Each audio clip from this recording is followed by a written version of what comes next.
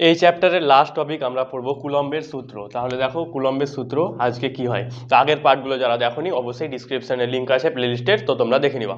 তাহলে চলো বলছি কুলম্বের সূত্র কি হয় এটাতে। কুলম্বের সূত্র যেমন নিউটনের সূত্র দুটি ভিন্ন ভিন্ন ভরের ক্ষেত্রে ছিল, তোমরা জানো যে দুটি ভরের ক্ষেত্রে যখন সেগুলো দূরে দূরে থাকে সেটাতে নিউটনের সূত্র কাজ হয় মহাকর্ষ। এবার কুলম্বের সূত্র আধানের ক্ষেত্রে ক্রিয়াশীল হবে। তাহলে এটা ধরো একটা প্লাস মানে পজিটিভ আধান আছে, এটা মাইনাস মানে নেগেটিভ আধান আছে, তাহলে এই আধান দুটির মধ্যে যে ক্রিয়াশীল বল হবে সেটাকে বলা হবে কুলম্বের সূত্র। তাহলে এবার কুলম্বের সূত্র আমি মানছি এই যে আধানটা আছে সেটা Q1 আছে, এটা আছে ধরো Q2, তাহলে এদের মাঝের যে দূরত্বটা আছে সেটাকে আমরা আর ধরবো। ডিস্টেন্স ডি ধরলে হতো কিন্তু তোমাদের বইয়ে আর আছে তাই আর। তাহলে Q1 Q2 আর এখানে আর এর স্কোয়ার। আচ্ছা এবার আর এর স্কোয়ার, আচ্ছা এটাকে আমি এখন আর লিখছি। এবার এখানে আমরা জানি যে সম আধানের মধ্যে বিকর্ষণ হয় এবং বিপরীত আধানের মধ্যে আকর্ষণ হয়। তাহলে এখানে দেখো একটা প্লাস আছে একটা মাইনাস আছে, এটা বিপরীত আধান আছে, তাহলে বিপরীত আধানের মধ্যে আকর্ষণ হবে।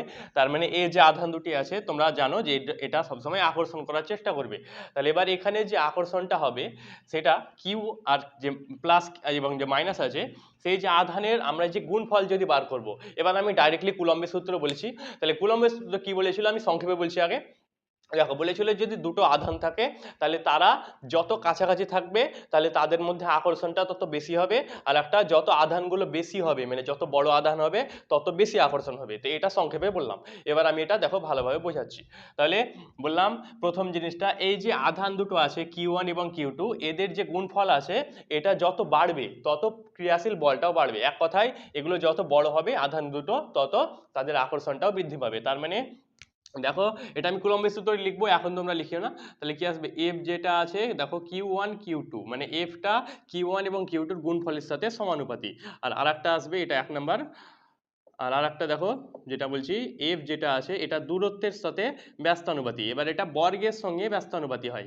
বর্গের সাথে ব্যস্তানুপাতি এটা মানে কি, যেমন নিউটনের সূত্রে ছিল যদি দূরত্ব 2 বৃদ্ধি পায় তাহলে আকর্ষণ বলটা 4 কমবে কারণ ব্যস্তানুপাতি, তাহলে স্কোয়ারের সাথে বাড়বে বা কমবে। ধর আমি বললাম যে দূরত্বটা বাড়লো, দূরত্ব যদি বৃদ্ধি পায় তাহলে আকর্ষণ অবশ্যই কমবে। জানো তোমরা দুটো জিনিসের মধ্যে দূরত্ব বাড়লে কি হয়, আকর্ষণ কমে। আচ্ছা তাহলে এবার আবার যদি এগুলো কাছে আসে তাহলে দূরত্বটা কমবে, তার মানে কি আকর্ষণটা বৃদ্ধি পাবে। তাহলে এবার এই ক্ষেত্রে যে বলটা আছে ক্রিয়াশীল আকর্ষণ বল ফোর্স সেটা হবে আধান দুটির গুণফলের সাথে সমানুপাতি, আর দূরত্বের যেটা আছে বর্গের সঙ্গে ব্যস্তানুপাতি আসবে। তো এটা হলো সূত্র। এবার আমি বলছি সূত্রটা তোমরা একটু লিখে নাও। দুটি আধানের মধ্যে ক্রিয়াশীল আধানের মধ্যে ক্রিয়াশীল আকর্ষণ বা বিকর্ষণ বল, আকর্ষণ বা বিকর্ষণ বল আধান দুটির গুণফলের সমানুপাতি, আধান দুটির গুণফলের সমানুপাতি এবং দূরত্বের বর্গের ব্যস্তানুপাতি, দূরত্বের বর্গের ব্যস্তানুপাতি।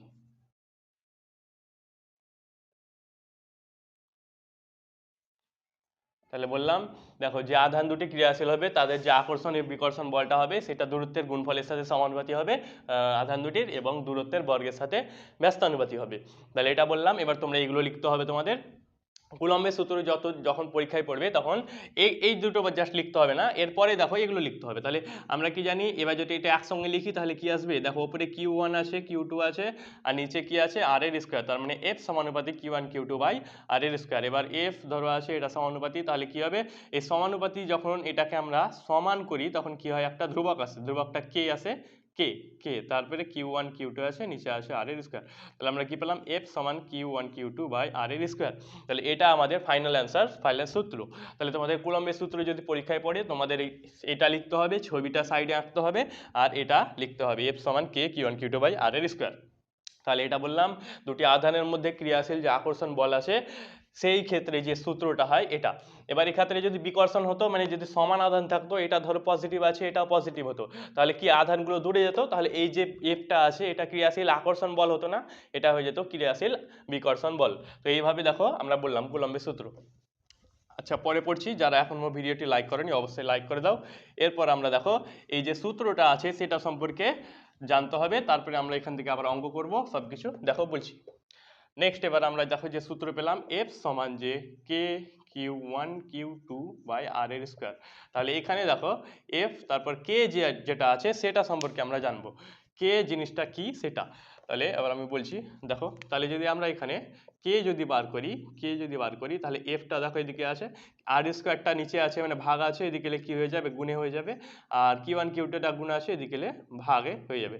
তাহলে এবার যদি আমরা কে এর দেখো একক বা মান যেগুলো আছে সেগুলো যদি আমরা বলি, তাহলে প্রথমে দেখো আছে এফ, এফ মানে প্রযুক্ত বল, বলের একক কি হয় নিউটন, বলের একক হয় নিউটন, তো বলের এখানে জায়গায় লিখবা নিউটন।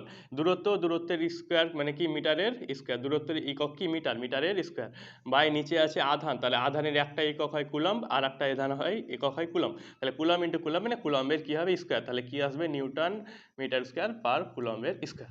তাহলে এটা হয়ে যাবে দেখো এস আই একক, তাহলে আধানের এসআই একক কি হলো newton metre square per coulomb square, এটা মনে রাখো। এবার এখান থেকে যদি আমরা কে এর সিজিএস এককটা বার করি, তাহলে নিউটনের জায়গায় কি হয়ে যায় ডাইন, মিটারের জায়গায় কি হয়ে যায় সেন্টিমিটার স্কোয়ার, কুলম্বের জায়গায় কি হবে ইএসইউ আর একটা আছে ইএসইউ। তাহলে এবার কি হবে দেখো dyne centimetre square per ESU square, D Y N E dyne সেমি square per ESU square. ESU মানে কি এটা আমি বলছি, ইএসইউ মানে হলো আধানের সিজিএস একক, তো এসআই একক সিজিএস একক এগুলো আমরা ডিটেলসে আবার বলবো।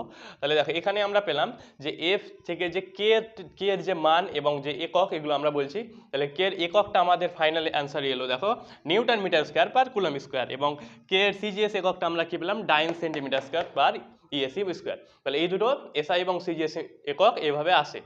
এবার দেখো এক্ষেত্রে যদি আমরা বলি কে এর মানটা কত হয়, যেমন আচ্ছা তার আগে কে যেটা আছে ওটা কি, দেখো কেটাকে বলা হয় কুলম্বীয় ধ্রুবক, মানে কুলম্বের সূত্রে যে ধ্রুবক এসেছে সেটা হবে কুলম্বীয় ধ্রুবক। এবার যেমন আমাদের ওই ক্ষেত্রে ওই নিউটনের ক্ষেত্রে একটা ধ্রুবক ছিল কি ছিল জি, জানো তোমরা জি এর মান কত ছিল 6.67 ইন্টু 10⁻⁻11।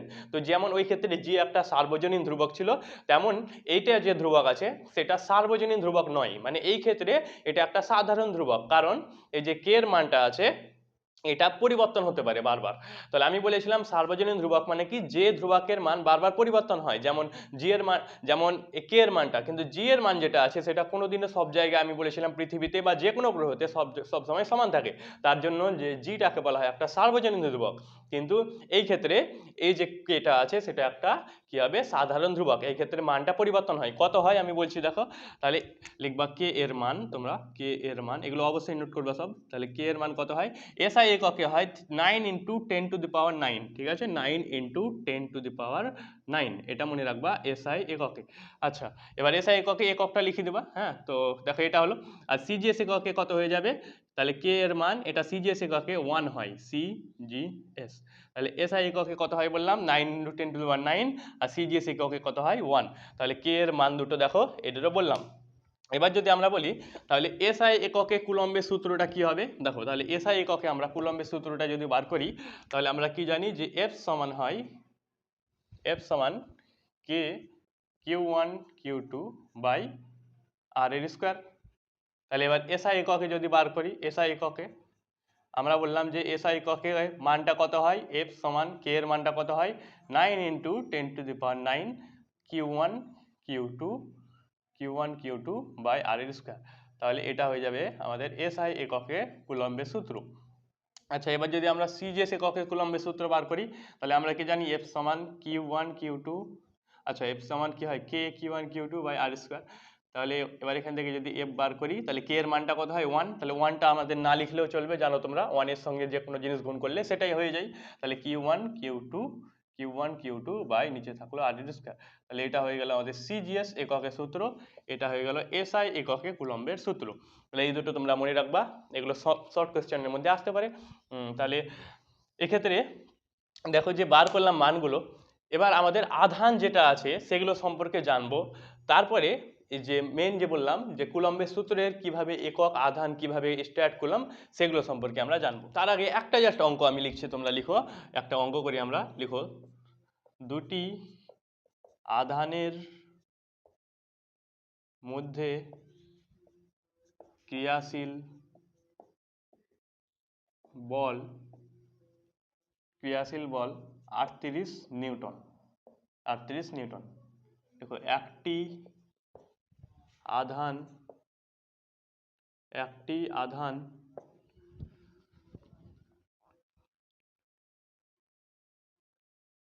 অপরটি থেকে 1 সেন্টিমিটার, আচ্ছা এটা ডাইন করো তাহলে বেশি সুবিধা হবে। হ্যাঁ, তাহলে 38 ডাইন 1 সেন্টিমিটার দূরে থাকলে তার মান 19 কুলম্ব ইএসইউ 19 ইএসইউ হয়। অপর আধানটির মান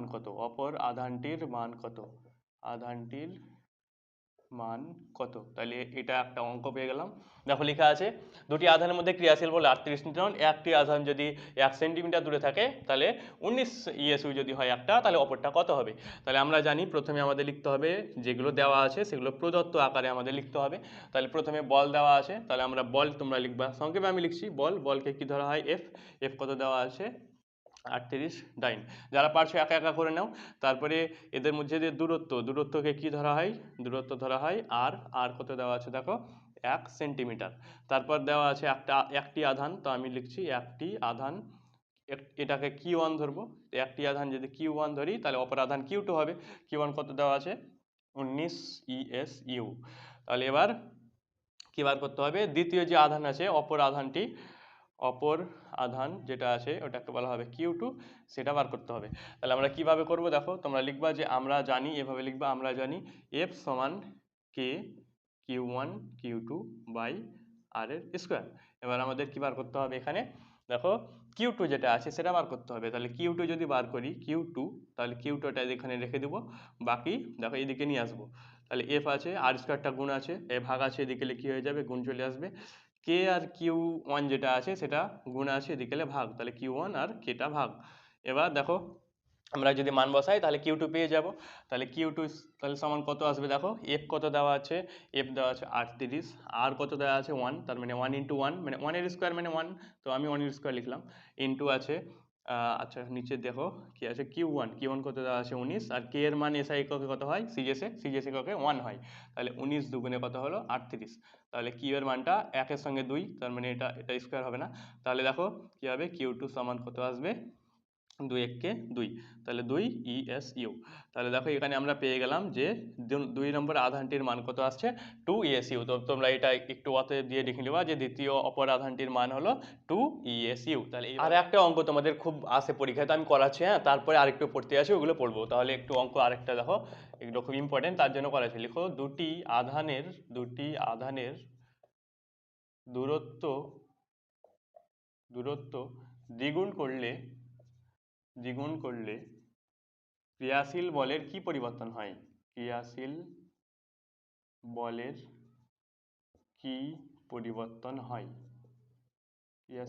কি পরিবর্তন হয়? তো এটা দেখো অঙ্ক।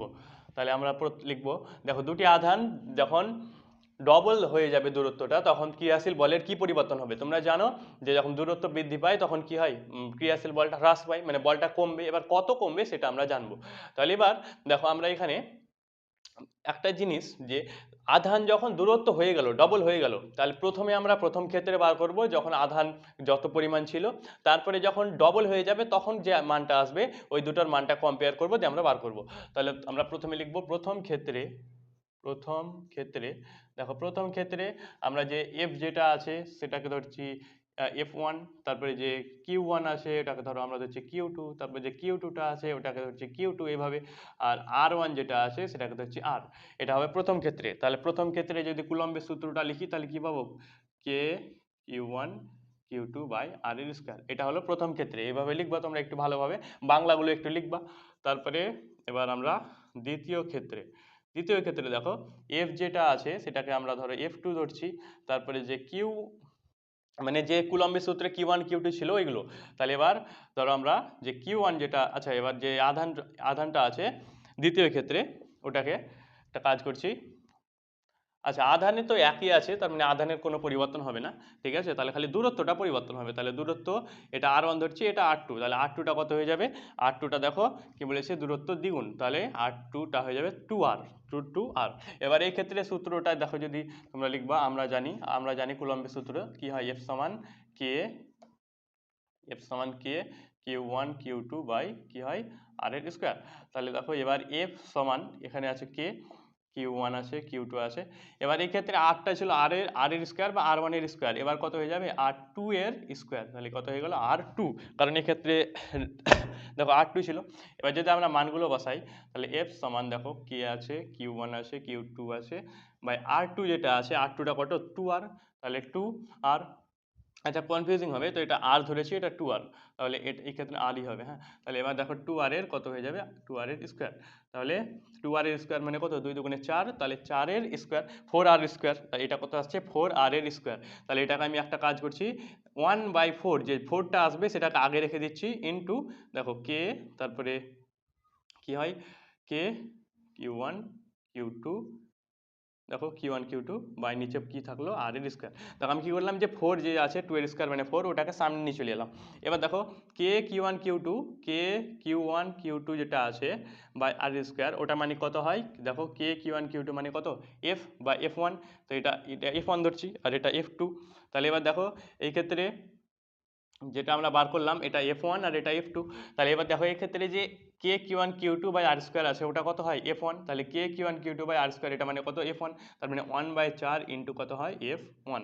তাহলে এবার দেখো এই যে F2টা বার করছি আমরা, তাহলে F2 যেটা আসছে, তাহলে এই 4টা কি আছে, গুণ আছে, তাহলে এদিকে আচ্ছা অতই করবো না। তাহলে দেখো F2 যেটা আছে সেটা হবে 1/4 এর কত হবে, F1, মানে F2টা F1 এর কি হয়ে যাবে, 4 গুণ কমে যাবে। দেখো 1/4 চলে এলো, কারণ আমরা জানি দূরত্ব যখন বৃদ্ধি পায় তখন বর্গের সঙ্গে ব্যস্তানুপাতি হয়। তাহলে দূরত্ব দ্বিগুণ পেলে আকর্ষণ বল কত কমবে, 4 গুণ। তো এখান থেকে আমরা অতএব লিখো আকর্ষণ বল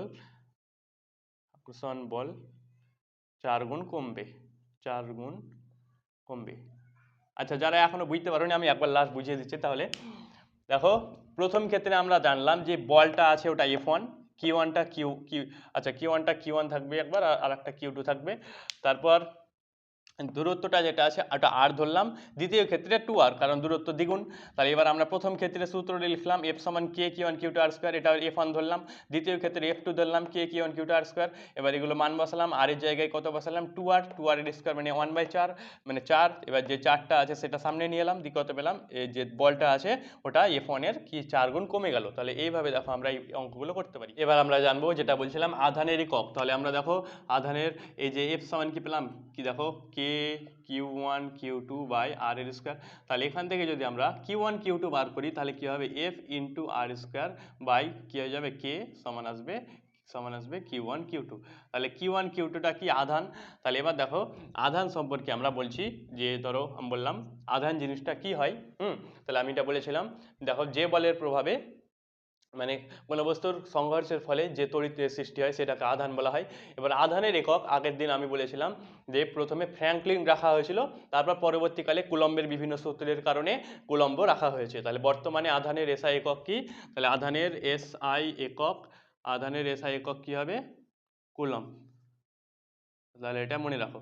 আর সিজিএস একক যদি বার করি, সিজিএস একক সিজিএস এককটা হবে দেখো স্ট্যাট কুলম্ব।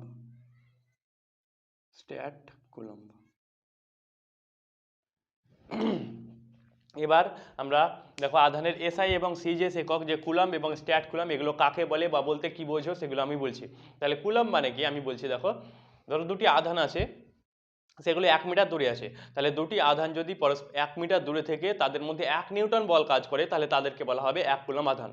বোঝা গেল, দুটি আধান আছে তারা যদি 1 মিটার দূরে থাকে, তাহলে 1 মিটার দূরে থাকলে তাদের মধ্যে যদি 1 নিউটন বল কাজ করে, তাদের মধ্যে যদি 9 × 10⁹ বল কাজ হয়, কারণ আমরা জানি কে এর মানটা কত হয়, 9 × 10⁹। এক্ষেত্রে দেখো আমরা যদি কে এর মানটা বসাই, তাহলে কত আসবে, 9 × 10⁹। তাহলে দুটি আধান যদি 1 মিটার দূরে থেকে তাদের মধ্যে 9 × 10⁹ বল ক্রিয়াশীল হয়, তাহলে সেটা সেটাকে বলা হয় 1 কুলম্ব আধান। আর ইএসইউটা কী হবে, আচ্ছা আমি একবার বলে দিচ্ছি তারপর লিখাবো। তাহলে ইএসইউটা কী হবে, দুটি আধান যদি 1 সেন্টিমিটার দূরে থাকে এবং তাদের মধ্যে 1 ডাইন বল ক্রিয়া করে তাহলে সেটাকে বলা হবে 1 স্ট্যাট কুলম্ব আধান। কারণ তোমরা জানো কে এর মানটা সিজিএস এককে 1 হয়, তার মানে যে আধানগুলো আছে 1 সেন্টিমিটার দূরে থেকে যদি তাদের মধ্যে 1 ডাইন বল ক্রিয়া হয় তাহলে সেটাকে বলা হবে স্ট্যাট কুলম্ব। তাহলে এবার লিখো 1 কুলম্ব বা কুলম্ব কাকে বলে, দুটি আধান, লিখো দুটি আধান 1 মিটার দূরে থেকে তাদের মধ্যে 9 × 10⁹ বল ক্রিয়া করলে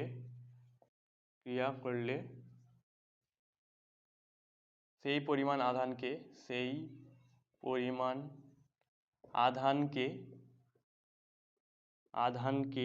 1 কুলম্ব আধান বলে, 1 কুলম্ব আধান বলে। তাহলে বললাম যে 1 কুলম্ব আধান জিনিসটা কি, এবারে 1 ইএসইউ আধানটা আমি এখানে সিম্পলি লিখে দিচ্ছি, তোমরা লিখে নিবা 1 স্ট্যাট কুলম্ব। তাহলে দেখো কি হবে, দুটি আধান 1 সেন্টিমিটার দূরে থেকে, তোমরা লিখে নাও 1 সেন্টিমিটার দূরে থেকে তাদের মধ্যে যদি 1 ডাইন বল ক্রিয়া হয় তাহলে সেই পরিমাণ আধানকে বলা হবে 1 ইএসইউ আধান। স্ট্যাট কুলম্ব মানে ইএসইউ, আবার বলছি স্ট্যাট কুলম্ব মানে কি, আচ্ছা এটা কুলম্ব সি আর স্ট্যাট কুলম্ব মানে ইএসইউ, তোমরা একটু লিখে নাও। তাহলে বললাম এগুলো আধানের। লাস্ট টপিক একটা আমরা জানবো যে ধরো এটা একটা নিউক্লিয়াস আছে পরমাণুর, তাহলে যে কোনো নিউক্লিয়াসের মধ্যে বা যে আধান যেটা আছে সেটা কেন ঘোরে, মানে আমরা জানি যে এই যে মাইনাস আছে সেটা নিউক্লিয়াসের মধ্যে পড়ে যাওয়া উচিত, তাহলে এদের মধ্যে একটা বল ক্রিয়াশীল হয় সেটাকে কুলম্বীয় আকর্ষণ বল বা তড়িৎ আকর্ষণ বল বলা হয়। তাহলে এই যে তড়িৎ আকর্ষণ বল আছে তার প্রভাবে তো এই যে ইলেকট্রনটা আছে সেটা নিউক্লিয়াসে চলে আসা উচিত, কিন্তু নিউক্লিয়াসে কেন আসে না, নিউক্লিয়াসে কেন ধাক্কা মারে না সেটা।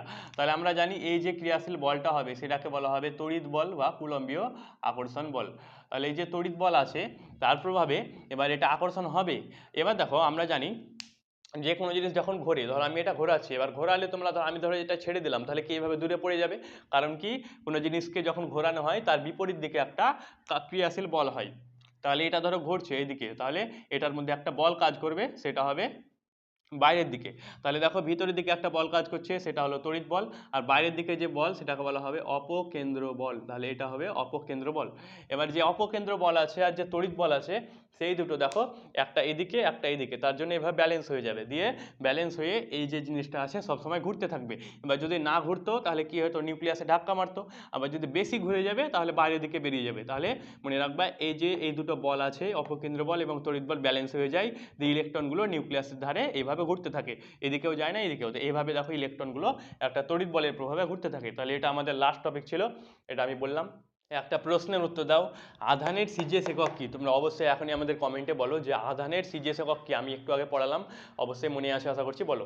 এবং আজকের চ্যাপ্টার শেষ হয়ে গেল, পরের চ্যাপ্টারের অবশ্যই আমাদের লিঙ্ক পেয়ে যাবা, প্রত্যেকটা ভিডিও আমাদের আছে চ্যানেলের মধ্যে, তাহলে অবশ্যই দেখতে থাকো এবং চ্যানেলটি এখনই সাবস্ক্রাইব করে দাও আর ভিডিওটিকে অবশ্যই লাইক করে দিবা। তাহলে আবার পরে ভিডিওতে দেখা হচ্ছে, সবাই থাকো।